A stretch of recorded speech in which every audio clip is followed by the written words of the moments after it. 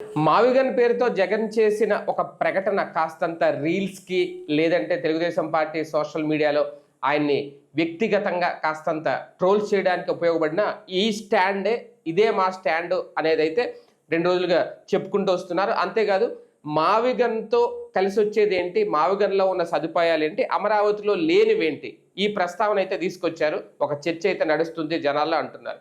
అంటే నిజంగా మావిగన్ అంటే మచిలీపట్నం కానీ, విజయవాడ కానీ, గుంటూరు కానీ అన్నీ ఉన్న ప్రాంతం. అమరావతి అంటే ఇప్పుడే తయారవుతున్న ప్రాంతం. ఇంకా దాంతో కంపేర్ చేసుకుంటే ఖచ్చితంగా మావిగన్నే బెటర్. కాకపోతే ఇక్కడ ప్లాన్ బి అని మాత్రమే పదే పదే చెప్పుకొస్తున్నారు రోజు. అంటే ప్లాన్ ఏ ఇంకా అలాగే ఉందా? ప్లాన్ ఏ అంటే 3 రాజధానులు. తాజాగా నిన్న కూడా జగన్మోహన్ రెడ్డి గారు అన్న మాట 3 ప్రాంతాల అభివృద్ధి అనేది కూడా చాలా కీలకం అనేది. అంటే ఇప్పుడు ఏంటి జగన్మోహన్ రెడ్డి గారి స్టాండ్ ఏంటి, ప్రజలకు ఏం చెప్పాలనుకుంటున్నారు? దీన్ని ప్లాన్ బిగా ఒక సలహా ఇవ్వడం కాదు, మాది కూడా ప్లాన్ బి, ప్లాన్ ఏ మాత్రమే అలాగే ఉంది అంటున్నారా? ఒకవేళ అదే కనుక జరిగితే ప్రజలు యాక్సెప్ట్ చేస్తారు. ఇది అంశం మీద చర్చించే ప్రయత్నం చేద్దాం. సార్, ఒక రకంగా మావిగన్ ప్రకటన తర్వాత ప్రధానంగా వస్తున్న రెండే. ఒకటి ఏంటంటే మళ్ళీ రాష్ట్రం జగన్మోహన్ రెడ్డి గారి చేతిలోకి వస్తుందా, ఆయన సీఎం అవుతారా? ఈ మావిగన్ ప్రకటనతో అది మంచికా చెడుకా అనేది ఎలా చూడాలి? ఇప్పుడు హైదరాబాద్ నేనే సృష్టించానని చంద్రబాబు గారు చెప్తారు. మరి ఆయన్నే శాశ్వతంగా ఎన్నుకోవాలి కదా హైదరాబాద్లో, తెలంగాణలో. మరి అసలు ఆయన్ని అక్కడి నుంచి ఎందుకు పంపించేశారు? ఇప్పటికి కూడా చంద్రబాబు వల్లే హైదరాబాద్, చంద్రబాబు వల్లే హైదరాబాద్ అనేది మనల్ని అందరినీ నమ్మమంటారు, తెలంగాణ వాళ్ళని కూడా నమ్మమంటారు. అక్కడ కొంతమంది నమ్ముతారు, కానీ అందరూ నమ్మట్లేదు.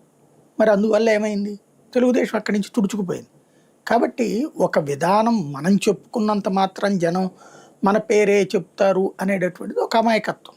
ఆ అమాయకత్వంలో, ఆ భ్రమలో మనం బ్రతకచ్చు, జనం బ్రతకరు. హైదరాబాద్ అనేటటువంటి ప్లేస్లో తెలుగుదేశం లేకుండా చేశారు అక్కడ పబ్లిక్. చివరికి కాంగ్రెస్ రూపంలో వెళ్ళి మళ్ళీ తెలుగుదేశం అక్కడ ఉండాల్సినటువంటి పరిస్థితి వచ్చింది. అంటే అక్కడ ఏం సాధించినట్టు? హైదరాబాద్ నగరాన్ని నేనే అనేటటువంటి దాన్ని అంగీకరించరు వాళ్ళకి కూడా. నేనే అనేటటువంటి ఆ పేరే తెలుగుదేశాన్ని అక్కడి నుంచి పక్కకు వదిలేస్తుంది. అసలు రాష్ట్ర విభజనకే కారణమైంది. రాష్ట్ర విభజనకు కారణం ఏంటి? హైదరాబాద్లో మీరందరూ వచ్చి బతుకుతున్నారు, మా బతుకులు ఏంటి అన్నటువంటి. పోనీ అట్లాగని ఇప్పుడు ఏమన్నా మనమేం బతకట్లేదు, అక్కడ బ్రతుకుతానే ఉన్నాం. కానీ అసలైనటువంటి వాటి నుంచి దూరం చేశారు కదా. ప్రభుత్వ ఉద్యోగాల నుంచి ఆంధ్రులకు అవకాశం లేదు, ప్రభుత్వ విద్యలో ఆంధ్రులకు అవకాశం లేకుండా చేశారు. అంటే మనం తీసుకెళ్ళి చంద్రబాబు గారు చెప్పినట్టు, ఆయన చెప్పినట్టుగానే అనుకుందాం. పోనీ దాదాపు 15-20 లక్షల కోట్ల రూపాయలు హైదరాబాద్ మీద పోసి చివరికి ఏం చేసి వచ్చామంటే వాళ్ళకి ఇచ్చేసి వచ్చాం. ఆంధ్ర ప్రాంత వ్యాపారాలను తీసుకెళ్ళి వాళ్ళకి ఇచ్చేసి వచ్చాం. ఆ భ్రమలని అర్థం చేసుకోకుండా ఇవాళకి కూడా ఒక విచిత్రమైనటువంటి ప్రపంచంలో తిరుగుతున్నాం. ఇప్పుడు నిన్న చంద్రబాబు గారే అంటున్నారు సిఆర్డిఏనే ఆయన చెప్పే మావిగన్ ఇది ఎప్పుడో చేసామని. మరి అది సిఆర్డిఏగా ఎందుకుంది? అమరావతిగా ఎందుకు పెట్టట్లేదు? బయట వాళ్ళు ఎవరు చెప్పక్కర్లేదు, చంద్రబాబే చెప్పారు కదా, నా 29 గ్రామాలతో ఊరంటే మున్సిపాలిటీ అని. మరి ఎవరి ఒత్తిడికి లొంగి ఆయన 29 గ్రామాలను అమరావతి అంటున్నారు? ఎవరి ఒత్తిడికి లొంగి విజయవాడ గుంటూరుని కలపట్లేదు? ఎవరి ఒత్తిడికి లొంగి సిఆర్డిఏ పరిధినంత నగరం అంటలేదు?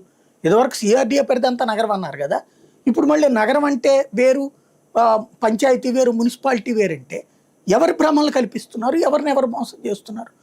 ఆయన ఆ మోసం జగన్కి బెనిఫిట్, ఆయన చేస్తున్నటువంటి అసందిగ్ధ ప్రకటనలు జగన్కి బెనిఫిట్. ఇప్పుడు జగన్ని తిట్టిపోసే తెలుగుదేశం వాళ్ళని చెప్పమనండి. అమరావతి 29 గ్రామాలకే పరిమితం అయితే 1 కోటి మంది జనాభా 29 గ్రామాల్లో సర్వైవ్ అవుతారా? బ్రతుకుతారా? సాధ్యమవుతుందా? అది హైదరాబాదు, చెన్నైలతో పోటీ పడడం సాధ్యమవుతుందా? లేదా 29 గ్రామాల్లో భూములు కొనుక్కున్న వాళ్ళు సంపాదించుకుంటారా? ఇది ఇప్పుడు తెలుగు వాళ్ళందరి దగ్గర చర్చ.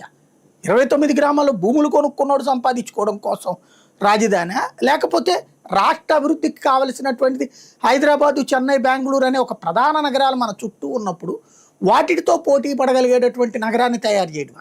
ఇక్కడ ఆ వైఫల్యం, ఇక్కడ జగన్కి బెనిఫిట్. వాస్తవంగా అమరావతి నగరపు జ్యూరిస్డిక్షన్ అనౌన్స్ చేయకుండా చట్టం చేసేశారు, లేదా ఆ విభజన చట్టంలో యాడ్ చేశారు. ఏమైపోయింది? భ్రమంలో ప్రపంచం కదా. హైకోర్టు కనుక ఇక్కడ కట్టకముందే తీసుకొచ్చి హైకోర్టు కట్టేశారని చెప్పి రాసి చివరికి ముఖ్యమంత్రి క్యాంప్ ఆఫీసులో హైకోర్టు నడపడం ఎట్లా ఉందో ఇది అంతే కదా. చివరికి ఒక భ్రమలలో, భ్రాంతిలో బ్రతికిస్తే అది జగన్కి ఫెర్చింగ్ అవుతుంది. జగన్ చెప్తున్నటువంటి పాయింట్ మచిలీపట్నం, విజయవాడ, గుంటూరు. ఎస్, ఇది కాదనేది ఎవరు?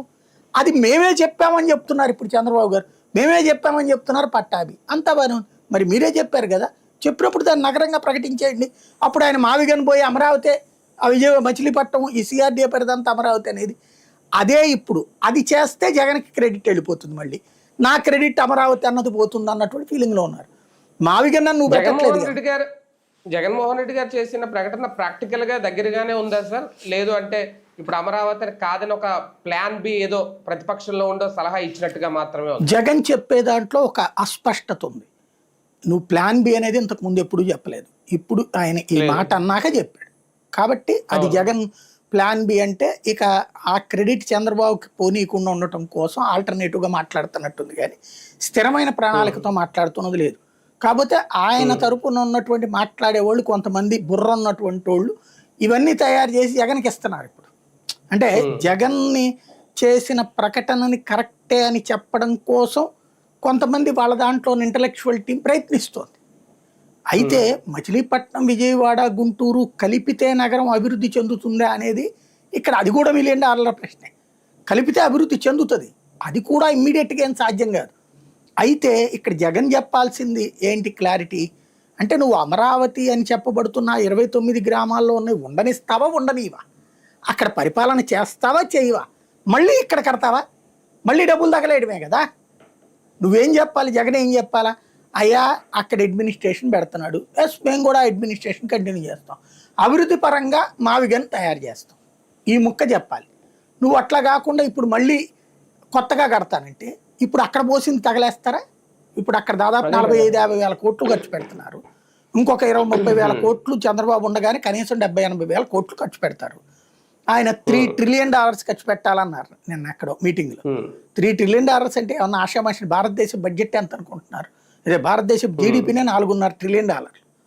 అట్లాంటిది అక్కడ $1 ట్రిలియన్ అని చెప్పి కేంద్రం అంటుంది, మేము $3 ట్రిలియన్ అంటున్నాం అన్నది వీళ్ళే వైసీపీ వాళ్ళే ప్రొజెక్ట్ చేస్తున్నారు. చంద్రబాబు గారి స్పీచ్ని అట్లాగే వివిధ ప్రదేశాల్లో ఆయన మాట్లాడిన మాటల్ని.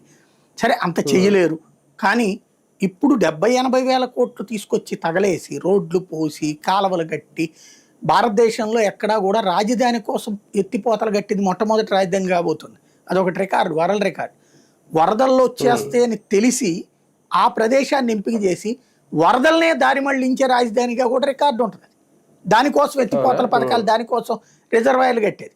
వాస్తవంగా ఆల్రెడీ ఉన్న నగరాలకి వరదలు ముంపు వస్తుంటే దానికి ఆల్టర్నేటివ్ కట్టడం వేరు. కానీ నగరం లేదు, నగరం కడదాం అనుకుంటున్నాం, ఆ నగరానికి వరద ముప్పు ఆల్రెడీ ఉంది, ఆ ముంపు నివారణకి ముందుగా మేము ప్రాజెక్టులు కట్టి ఆ పైన నగరం కడతాం అనేటువంటిది కూడా ఓ విచిత్రం. ప్రపంచంలో ఎక్కడా లేదు అట్లాంటి ఇంతవరకు. అది ఒక ఇక్కడ మనదంతా దరిద్రం ఏంటంటే, చదువుకున్నటువంటి మూర్ఖులు, చదువుకున్న సన్నాసులు ఎక్కువ ఉన్నారు మనకి తెలుగు వాళ్ళలో. కాబట్టి నిర్మాణాత్మక ఎవడు ఆలోచించట్లే. రాజధాని కావాలన్నప్పుడు సెంటర్స్ పాయింట్ అన్నప్పుడు కరెక్ట్, నువ్వు విజయవాడ, గుంటూరు, అమరావతి ఇదంతా కలుపు ఒకటి. లేదా జగన్ చెప్పినట్టు మచిలీపట్నం, విజయవాడ, గుంటూరు, అమరావతి ఇవన్నీ కలిపి అని చెప్పు.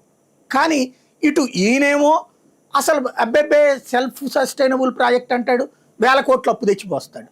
అట్లాగే వరద ముంపు లేదు, కానీ కృష్ణానది ముంపు లేదు, వేరే ముంపు ఉన్న దాన్ని మేము నివారణ చేస్తాం, దానికోసం దాన్ని ఏంటి సొరంగాల, దాని పేరేంటిది, రిజర్వాయర్లు కట్టి వరద నీళ్ళు అందులో పోస్తాం, రిజర్వాయర్ ఎత్తిపోతల పథకాల ద్వారా వరద నీళ్ళని అవతలకు పోస్తాం, నగరం ఆ తర్వాత కడతాం. ఏంది ఇది? సెక్రటేరియట్లు కడతాం, ఎన్ని 25 టవర్లు 50 టవర్లు. నువ్వు 100 టవర్లు కడదాం, 100 అంతస్తులు కడదాం సెక్రటేరియట్. ఏం మంత్రులు ఏమన్నా ఆడే కూర్చుని కాపురం చేస్తారే? నాకు అర్థం కాల. ఏంటి మార్పు అక్కడ? మంత్రులు రోజు సచివాలయంలోనే కూర్చుంటారా? ఇంకోటి ఆ మంత్రుల క్వార్టర్స్ అక్కడ కడతారు, బాగానే ఉంది, రోజు మంత్రులు అక్కడే ఉంటారా? ఎమ్మెల్యేల క్వార్టర్స్ కడతారు, రోజు అక్కడే ఉంటారా? ఇక అసెంబ్లీ నియోజకవర్గాలు వాళ్ళు ఎలా దగ్గరికి పోరా? ఏంది ఎన్ని స్టేట్మెంట్లు ఏంటి? ఇది దీంతో ఏదో జరిగిపోతుంది, అధికారులు అక్కడే ఉంటారు, దాంతో అద్భుతం జరిగిపోతుందంట. పొద్దునుండి రాత్రి దాకా రాత్రి పగలు 24 గంటల సంతకాలు పెడతారనుకున్నాం. ఏమవుతుంది? ముందు ఇక్కడికి ఇన్వెస్ట్మెంట్ రావాలి కదా, ఒక హైదరాబాద్ అవ్వాలి, ఒక ఇది రావాలి అంటే ముందు ఇక్కడికి వచ్చి ఫస్ట్ అసలు ఇవాళ ఈ ఉపన్యాసాలు ఇచ్చేవాళ్ళు, నా కూతురికి అమరావతి అబ్బాయికే ఇచ్చి పెళ్లి చేస్తా, నా కొడుకు అమరావతిలోనే ఉద్యోగం చేపిస్తాను అనమనండి వీళ్ళందరినీ. ఎక్కడెక్కడో వీళ్ళోళ్ళు అందరూ ఉన్నారు కదా, బెంగళూరులోను, చెన్నైలోను, హైదరాబాదుల్లోను, లేకపోతే గురుగావుల్లోను, అమెరికాలో ఉన్నోళ్ళు వాళ్ళందరూ అదెంత ఆఫ్టర్ ఆల్ అమరావతి అమెరికా కంటే గొప్పది అని చెప్పి అక్కడంతా ఉద్యోగాలు మానేసి వ్యాపారాలు మానేసి ఇక్కడికి వచ్చి పెట్టమనండి అమరావతిలో, దెన్ మాట్లాడమనండి. అది అట్లా కాకుండా మీరేమో దర్జాగా పెద్ద పెద్ద నగరాల్లో బతుకుతారు, ఇది మాత్రం ఎదగకుండా ఇట్లాగే నాశనం అవ్వాలని కోరుకుంటారు. ఇది ఎక్కడ శాడిజమో అర్థం కాదు. వాళ్ళు ఇది బాగుపడాలని కోరుకుంటే అరే బెజవాడ గుంటూరు కలపోయా అని చెప్పాలి. లేదు జగన్ చెప్పినట్టు మచిలీపట్నం కూడా కలిపిపోయేదే ఉందంట అని చెప్పు నువ్వు. దీని మొత్తానికి మావిగనని కాకుండా అమరావతి అని చెప్పు నువ్వు. అలా చెప్పకుండా జగన్ చెప్పాడు కాబట్టి నాశనం అయిపోతుంది, చంద్రబాబు పెట్టాడు కాబట్టి నాశనం చేస్తాం. వీళ్ళు అందరికి మంచి చేస్తున్నారు, వీళ్ళు చెడు చేస్తున్నారా? ఇది $1 మిలియన్ ప్రశ్న. సార్, జగన్ గారి 3 రాజధానుల కాన్సెప్ట్ ఇంకా అలాగే ఉందా? ఈ మధ్యన ఇది ప్లాన్ బి, అది ప్లాన్ ఏ అలాగే ఉంచాం, 3 రాజధానులు మొన్న కూడా అన్నారు 3 ప్రాంతాల అభివృద్ధి అనేది తప్పనిసరి అంటే మళ్ళీ 2 పడవల మీద కాళ్ళు వేస్తున్నారని ప్రజలు అనుకోరా? నాకు తెలిసి అతను ఇంకా కొత్తగా చేయగలిగేది ఏమీ లేదు. బేసిక్గా హైకోర్టు మార్చాలి, అక్కడికి హైకోర్టు మార్చడం ఇతని చేతుల్లో లేదు. సుప్రీంకోర్టు ఒప్పుకోవాలా, కేంద్ర ప్రభుత్వం ఒప్పుకోవాలా. వీళ్ళే రేపు మాపు నాకు తెలిసి వీళ్ళు దిగేలోపు అక్కడ బెంచ్ పెట్టబోతున్నారు. కర్నూలులో హైకోర్టు బెంచ్ పెడతారు, తద్వారా ఎలక్షన్స్లో పెట్టాలన్నది వీళ్ళ ప్లానింగ్. ఇది నెంబర్ 1 ఆస్పెక్ట్. అట్లాగే ఇక వైజాగ్ ఆ కమర్షియల్ క్యాపిటల్ అనే పదంతోనే కాలక్షేపం చేస్తారు వీళ్ళు. అంతకుమించి వైజాగ్లో ఏమీ పెట్టరు వీళ్ళు. జగన్ వచ్చినా ఇంకా ఏం చేయలేడు అక్కడ. అయితే గీతే ఆ కొండపైన కట్టినటువంటి దాన్ని వీళ్ళు కూడా ఏం చేస్తారు, ఇప్పటికీ ఋషికొండను రోజు పెంట చేసి వదిలిపెట్టారు కదా, దాన్ని రేపు పొద్దున్న జగన్ వచ్చినప్పుడు దాన్ని తీసుకుని అడ్మినిస్ట్రేషన్ కిందకి ఏదైనా ఏర్పాటు చేయడమో, లేదా అక్కడికి సీఎం క్యాంప్ ఆఫీస్ కింద విడిది కింద ఏర్పాటు చేసుకోవడమో చేయాలి. ఫస్ట్ జగన్ చేయాల్సింది ఏంటంటే మావిగన్ అన్నటువంటి పాయింట్ ఓకే చెప్పేశావు, అయిపోయింది, దాని మీద చర్చ జరుగుతుంది. ఫైనల్గా నీ ప్రపోజల్ ఏంటి అన్నటువంటిది చెప్పాలి. అది అతను చెప్పడు. చెప్తే వెంటనే వీళ్ళు దానికి ఆల్టర్నేటివ్ లేదా దాని మీద నెగిటివ్ చేస్తారు. కాబట్టి పోనీ అతను అధికారంలోకి వచ్చి ఏమైనా చేయగలుగుతాడంటే అతని వల్ల కాదు, చెయ్యనియరు. న్యాయ వ్యవస్థ వీళ్ళ చేతుల్లోనే ఉంది, అడ్మినిస్ట్రేటివ్ వీళ్ళ చేతిలో ఉంది. కేంద్రంలో రాహుల్ గాంధీ ఏం అధికారంలోకి వచ్చేది లేదు, రాహుల్ గాంధీ వచ్చినా కూడా జగన్కి పడదు. అక్కడ జగన్ వల్ల ఏం కాదు మార్చడం అనేటటువంటి, అది క్లియర్. అంటే పేరు మార్చరేమో కానీ ఈయన అనుకున్నట్టు ఈ 3 ప్రాంతాలతో రాజధాని అని కూడా చేయలేరా? అది చేసేయచ్చు, అది ఈజీ, అది అడ్మినిస్ట్రేషన్ పరంగా చేసేయచ్చు. అదే నేను అంటుంది, ఆ స్పష్టత జగన్ ఇవ్వాలి అంటున్నా. మీరు 29 గ్రామాల నగరం చేస్తే ఎక్కడైనా ప్రపంచంలో ఏ వెర్రి వేదవులైనా మాట్లాడేవాడికి సిగ్గు శరం ఉండాలి కదా. హైదరాబాద్లో పంచాయతీలు కలుపుతారు, హైదరాబాద్లో మున్సిపాలిటీలు కలుపుతారు, కానీ పంచాయతీలోకి తీసుకెళ్ళి హైదరాబాద్ని కలుపుతారా? మున్సిపాలిటీలోకి హైదరాబాద్ని కలుపుతారు. వీళ్ళందరూ ఏం బాగుతున్నారు, దీంట్లో కలుపుతారట. ఎట్ట కలుపుతావు నువ్వు? అమరావతి అనో మున్సిపాలిటీనే 29 గ్రామాలు అయితే అని చంద్రబాబు గారే చెప్పారు కదా. మున్సిపాలిటీలో కార్పొరేషన్ కలుసుద్దా, కార్పొరేషన్ మున్సిపాలిటీ కలుసుద్దా? Guntur corporation, Vijayawada corporation. ఇప్పుడు అక్కడ సంఖ్య కూడా పెంచుతున్నావు నువ్వు, 80-90 మంది కార్పొరేటర్లు, ఇక్కడ 70-80. అంటే పెద్ద కార్పొరేషన్లే కదా ఇవి. పెద్ద కార్పొరేషన్ తీసుకెళ్ళి చిన్న మున్సిపాలిటీలో కలుపుతావా? అసలు ఇది యాక్సెప్టబుల్ పాయింటేనా ఎక్కడన్నా ప్రపంచంలో? మనం ఆంధ్రాకి పెద్ద దరిద్రం ఏంటయ్యా అంటే వీళ్ళెవడు చదువుకోనోడు కాదు, అందరూ చదువుకుని ఏం మాట్లాడుతున్నారో అర్థం కావట్లేదు. నాయకులను దేవుళ్ళుగా భావిస్తా మన రాష్ట్రానికి జరుగుతున్న నష్టాన్ని గురించి మాట్లాడలేకపోతున్నారు. అది దరిద్రం. సార్, ఒకటి సొంత పార్టీలో కార్యకర్తలు నాయకుల వరకే సహకరిస్తారా రేపు పొద్దున మావిగన్ అంటే జగన్కి కనీసం? ఎందుకంటే షర్మిల గారు కూడా దీని మీద ఆమె నిన్న జోకులు పేలుస్తున్నారు, మావిగన్ ఇలా అన్నారు అనేది. అంటే ఇంకా ఎవరు సపోర్ట్ అనేది లేదు, ఒంటరి పోరాటం అవుతుంది రేపు పొద్దున. 3 రాజధానులు లాగే ఇది కూడా 3 ప్రాంతాల రాజధాని, ఇది కూడా 3 ముక్కలాట అలాగే మిగిలిపోద్ది. రాజకీయాలలో ఒక రాజధాని చుట్టూ చర్చ అనేది నడుపుతున్నారు అంటేనే అసమర్థ రాజకీయం నడుస్తుందని రాష్ట్రంలో. ఎందుకంటే రాజధాని is a part of a state governance, అంతేగాని రాజధాని జీవితం కాదు.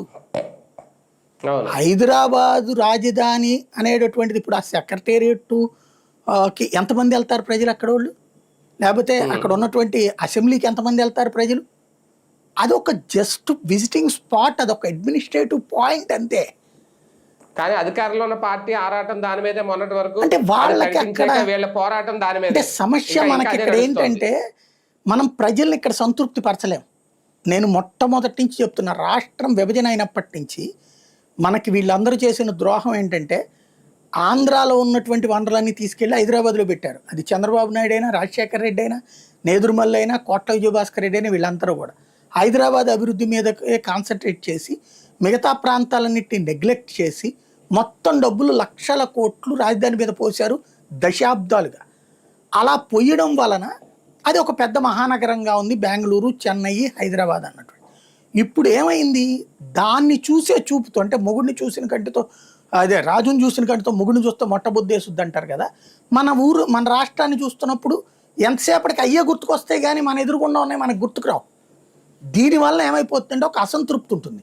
ఈ అసంతృప్తికి నువ్వు 10 రూపాయలు ఇస్తే పరిష్కారం కాదు, 100 ఇస్తే పరిష్కారం కాదు, 1000 ఇస్తే పరిష్కారం కాదు. అందుకని ఈ అసంతృప్తిని చల్లార్చడం కాకుండా అసంతృప్తిని దారి మళ్ళిస్తున్నారు. కాసేపు చంద్రబాబు దారి మళ్ళిస్తాడు, కాసేపు జగన్మోహన్ రెడ్డి దారి మళ్ళిస్తాడు.